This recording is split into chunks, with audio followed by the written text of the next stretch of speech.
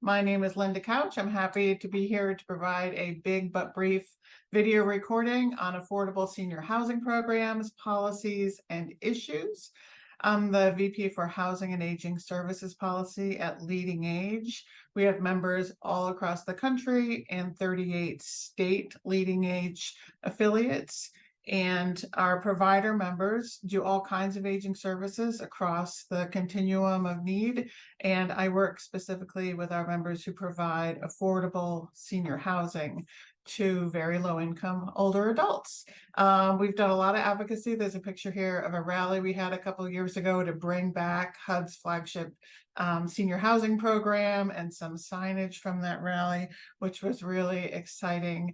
So I work with Congress and with HUD and some other federal agencies to improve the programs, to preserve the programs, to preserve the existing affordable housing, to expand the supply of affordable senior housing, and of course, in every way we can to connect affordable senior housing to services and supports so people can age in community.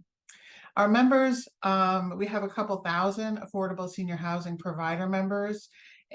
Our members are mission-driven nonprofit organizations, and these are just a few of our members you might have heard of, just to give you a sense of some of them are really large, have got, thousands of affordable senior housing units across many, many states, and some of them are really small and have one building, and we work to serve them all.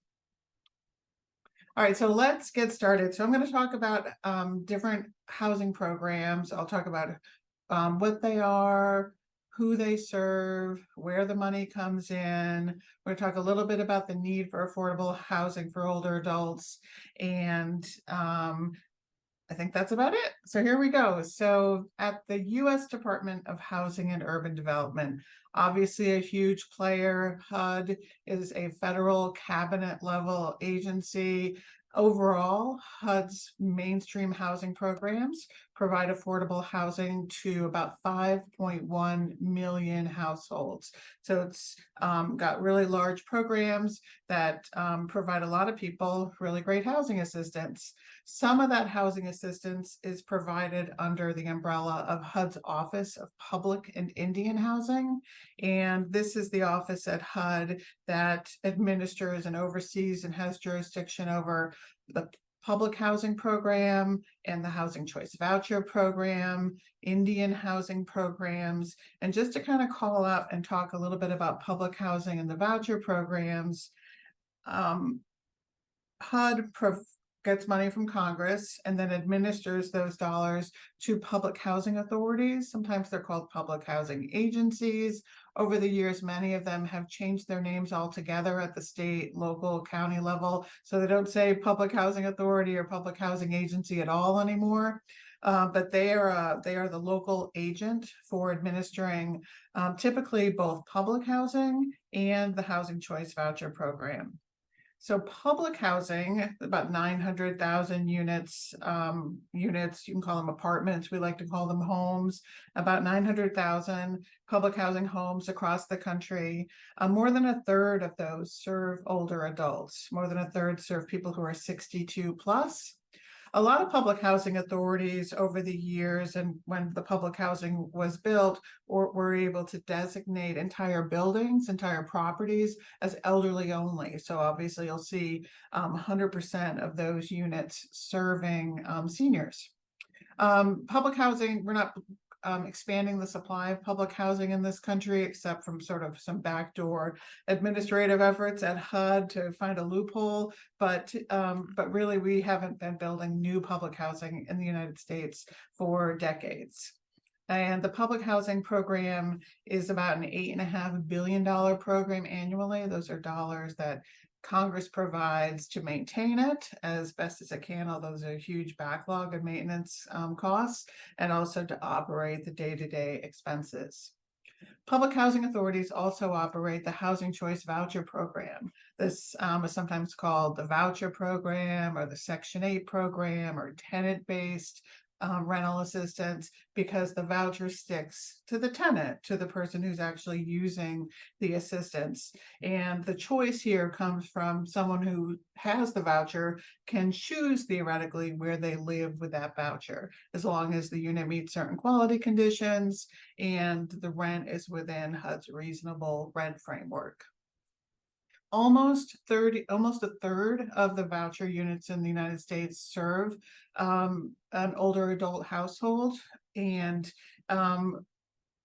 another thing to know about the voucher program is that housing authorities can choose to, if they want to project base or to stick a number of their vouchers up to a certain amount to a building, say in an agreement with a developer or a local organization to say, we're going to give you 20 vouchers, we're going to give you 30 vouchers, and you could stick those units to your building, to specific units for 5, 10, 15 years. And that creates a long-term affordability for those units where developers want that long-term affordability, but they don't have other subsidy to bring those rents down far enough.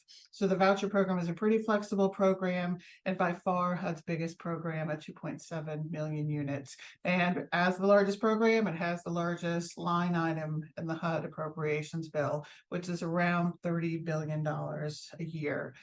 There's some new vouchers periodically every couple of years, maybe 20,000, maybe 50,000. There was a long stretch of 15 years or so where there were no new vouchers, just a recycling of vouchers that were getting turned in and reused. But the voucher program serves a lot of people. And then so that was within HUD's public housing office. Within HUD's Office of Housing are the programs, or a whole other set of programs. So these are programs where HUD has contracts directly with private organizations, nonprofits and for-profits, to provide housing for a certain number of years in exchange for subsidies from HUD. And those subsidies typically started with money to help build the building, and then ongoing subsidies for the length of that contract to provide rental assistance and rental subsidy to those owners so that they can serve low-income people with rents that are affordable to those people. And I want to highlight two programs within HUD's Office of Housing. One is the Section 8 Project-Based Rental Assistance Program. So it's also called Section 8 or Project-Based Housing. And this is about 1.3 million units or apartment homes across the country. And I want to say around 17,000 properties. And just over half of the residents, the tenants in these properties, are 62 years or older. So a lot of older adults live in project-based Section 8 housing. Project-based Section 8, the contract could be with a for-profit or it could be with a nonprofit. HUD was typically fairly agnostic, but again, just like public housing, HUD for decades has not been entering into new contracts. And so the Section 8 projects that are out there have been in existence for years, for decades, and those contracts get renewed when they come up for renewal, hopefully. And if they don't get renewed, then we lose that housing. That's a whole other issue. And then the second program I wanted to focus on, and we'll talk more about this, is HUD's Section 202 Supportive Housing for the Elderly program. And this is where HUD has contracts with nonprofit organizations only, and only nonprofits are eligible to participate in the Section 202 Supportive Housing for the Elderly program. This is a relatively small program compared to all the other ones I've talked about. It's about 400,000 apartment homes across the country. The ones that were built before 1990 have a certain share of those units that are physically accessible, right? They have accessible features in them. And so you'll find, in addition to seniors, a share of those units, a small share, maybe up to 10%, have persons with disabilities of any age living in those buildings. After 1990, the Section 202s built after 1990 are 100% older adult housing. And that's because in 1990, Congress created the last program on this list, which is the Section 811 Housing for Persons with Disabilities program, which explicitly and exclusively serves that population. The Section 202 program stalled out in 2011. And while Congress was renewing the funding for those contracts that it had already entered into, Congress stopped providing new funding for new Section 202 developments and 202 homes. And it was after leading age advocacy and starting in 2017 that Congress has restarted funding new Section 202 units. And just a couple of key features of HUD programs. So we love the HUD affordable housing programs, and three main reasons. One is that the rents are affordable to the people who live there. The rents are styled after the Brooke Amendment, named after Senator Ed Brooke, Republican senator from Massachusetts, who said that residents' rent should be capped so that they have enough money left over after they pay the rent to afford life's other necessities. So residents in HUD assisted programs pay about 30% of their household income for rent. Their income goes up, their rent goes up. Their income goes down, their rent goes down, and that creates a stable housing for the residents. So affordable rents is really important, and rents are unique to that household. The programs, HUD programs, are deeply income targeted, and you're never too poor to live in HUD housing. You might be too wealthy to live in HUD housing, but you're never too poor to live in a HUD housing program. And so their income targeting guidelines are very what we call deep. They have deep income targeting. And then the third thing I'll mention is that for HUD's multifamily senior housing programs, half of those properties have a service coordinator in them. And those service coordinators are really key staff that help connect older adults to services and supports in the community. So a couple more things just to give you a little bit more information on the HUD's flagship senior housing program, the Section 202 program.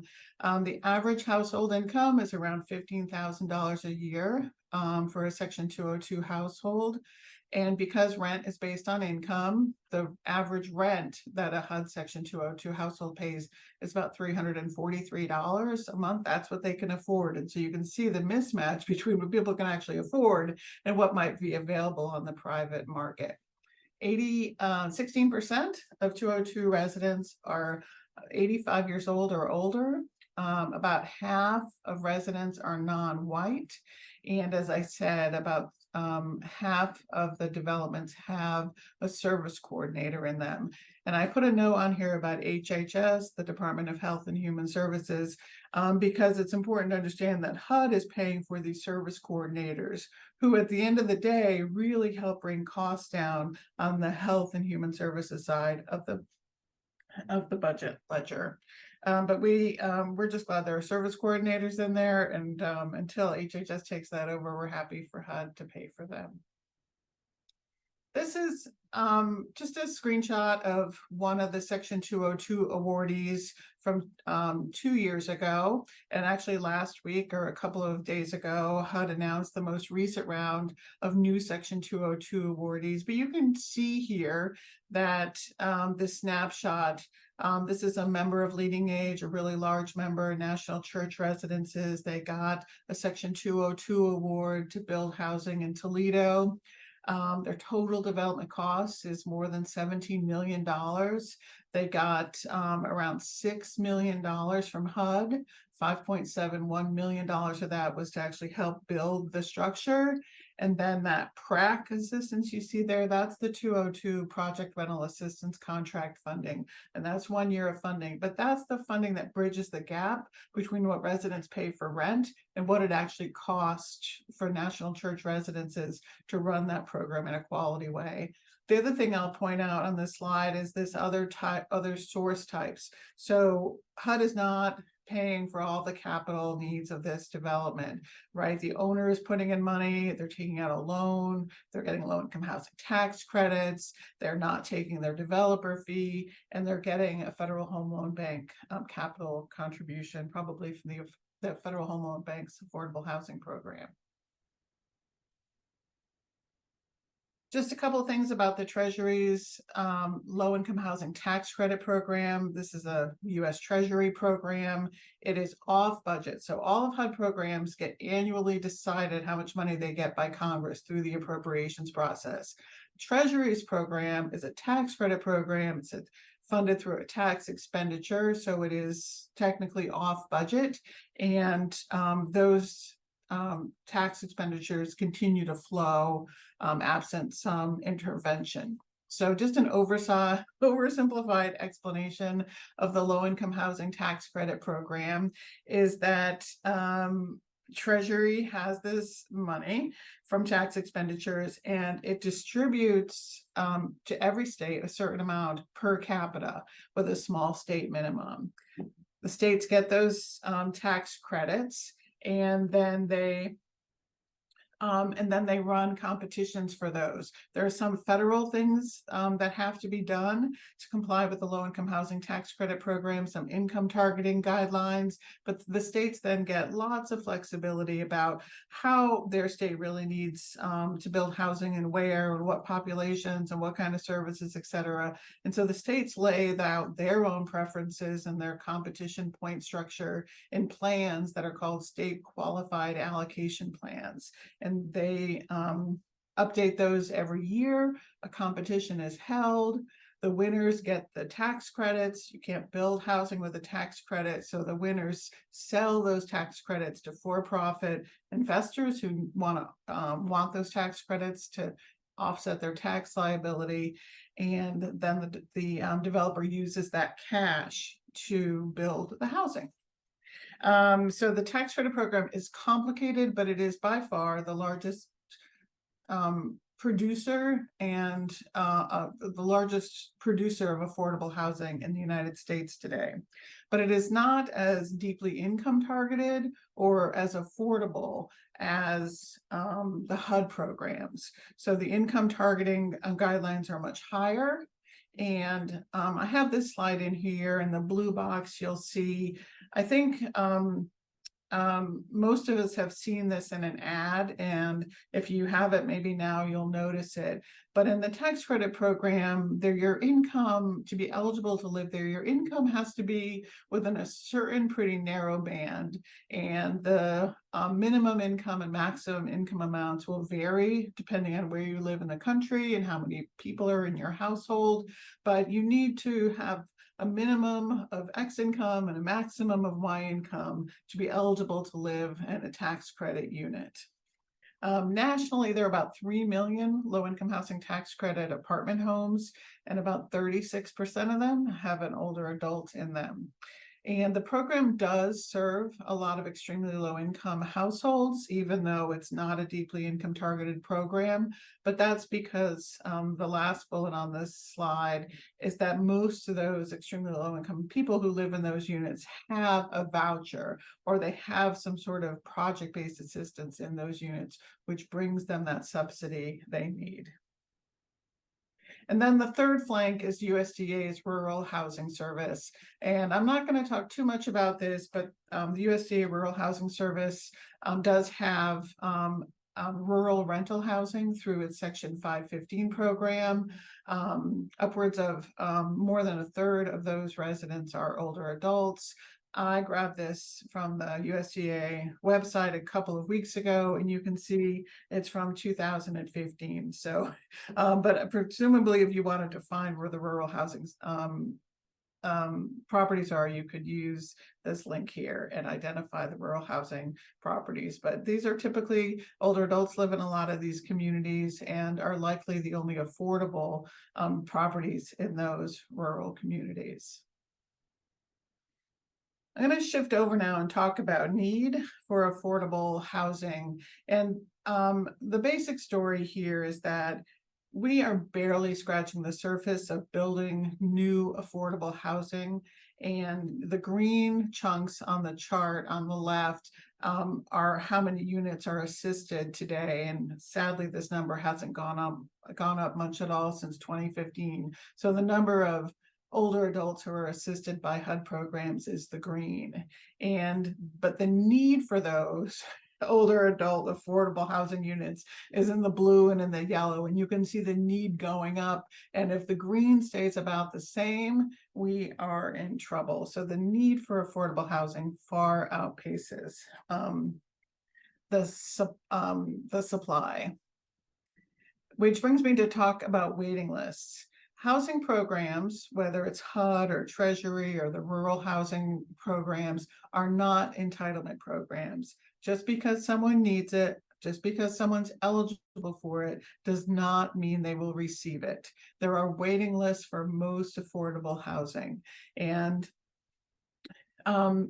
we often get asked what's happening to people while they're on the waiting list. And typically what's happening is that people are staying with people who they may or may not want to be staying with to make their housing more affordable. They're spending way more than that federal standard of affordability of 30% for their housing. Of course, the worst case scenario is that they're becoming homeless. Another great question is that providers get asked is, how long is your waiting list? And, typically waiting lists in most suburban and urban areas are somewhere between a year and 7, 8, or 9 years long. But once you find that out, you also might want to ask, is your waiting list closed? Because it doesn't make sense operationally to have a waiting list open if you've got 9 years worth of people on it, right? And so a waiting list is a really interesting thing to know. And it's, just to put it in your head, like, wow, could you imagine having to wait that long for housing? But it's not a substitute for what the housing need in this community. And if the waiting list is closed, there are questions about how are waiting lists getting opened? How often do you open them? What's the process there? And then finally, how is it that people even find out where these properties are if there are waiting lists on them?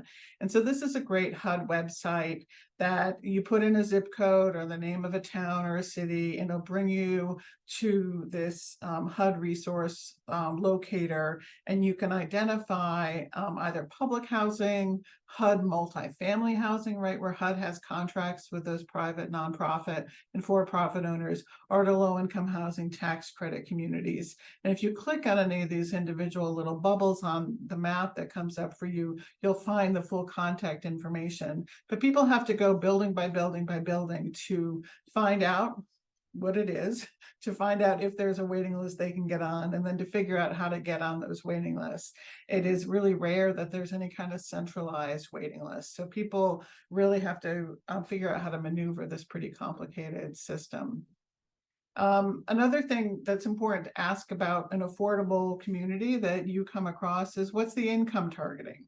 And how are rents set? Those are two really important questions, because if the income targeting is not, below 80% of area median, who is the program serving versus what's the need in the community? The deeper the income targeting, the more likely it is that that housing that's there is really meeting the community's greatest need. Another question we get is, why doesn't the private market intervene and fix the shortage? Like, if there was really a problem, wouldn't the market come and fix it? The issue is that it is nearly impossible without a lot of philanthropy or cross subsidy to pencil out affordable housing construction, the construction of it, and also the ongoing operation of it without public subsidy, because what people can afford to pay for rent just doesn't provide what's needed to pay off a mortgage for the construction or to turn the lights on and pay staff. And then worst case housing needs data, and this is a couple of slides here I have around need. If you're covering affordable housing, if you're beginning to think about it, one big question is, what's the need? Do we really need this? And for older adults, obviously the answer is yes. And older adults, though, aren't the only population for which there is a severe shortage of affordable housing. But we look at a couple of sources of information to substantiate our request to Congress to preserve existing housing and to expand the supply. And one of the sources that we look to is HUD's worst case housing needs report that HUD provides to Congress every year. And you're a worst case housing needs household if you're a renter household. If you're very low income, so your income is below 50% of median income, and by the way, and that's the same income targeting as HUD Section 202 program, a household that's below 50% of area median income. So you're a renter household, you're very low income, and you're spending more than half of your household income on your housing costs. So you can see in the lower right, that means you have a severe housing cost burden. Between 2009 and 2021, there was a 1 million household increase of older adults with worst case housing needs, which which shows up right in the share of worst case housing needs households that are older adults, but then also really serves as the canary in the coal mine for these big increases we've seen in homelessness among older adults. In the summer of 2023, HUD issued data that said that just between 2019 and 2021, there was a 73% increase in older adults with chronic patterns of homelessness. And that means you're living on the street, you have a substance abuse, and or you've been homeless for multiple times. So nearly 10,000 people more age 65 plus were living in shelters over those 2 years between 2019 and 2021. Shelters, of course, aren't set up to serve older adults, right? Physical needs, medication needs, and so that, it's a terrible thought, but shelters have become our default and our de facto housing program. Local continuums of care are working with area agencies on aging to figure out how to best serve older adults. Continuums of care are the coalitions of local organizations that have formal agreements and come together to together accept HUD's homeless assistance grants funding, and then they figure out amongst themselves who's gonna do what and how they're going to divide and conquer. So they work really closely together. And now continuums of care are starting to figure out they have to work with area agencies on aging. They're working with hospitals and emergency departments on people getting discharged from hospitals to make sure people aren't discharged into shelters that can't take care of them, and hopefully getting discharged into permanent housing. And just a few trends. So, older adults are getting older, right? We are all aging longer, which is great. But that means that residents that are living in HUD and tax credit and USDA housing are getting older. And so we've got to make sure that the systems that we have in place are taking care of them and doing our best to meet the needs of the people who are on those waiting lists to get the assistance to begin with. There are a lot of mental health issues among residents. And so that's another thing that we haven't fully been able to wrap our solutions around. Waiting lists are getting longer and longer. There is a deep accessibility chasm, right? Our housing stock is very aspirational when it comes to physical needs and mobility issues, right? The housing stock we have does not meet the needs that we have today or the needs we'll have in the future.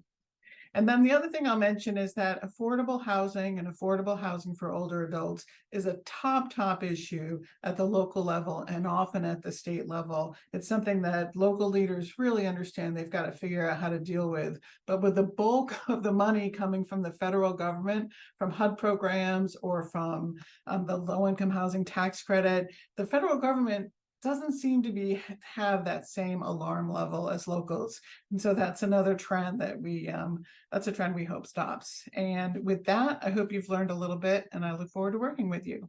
Thank you.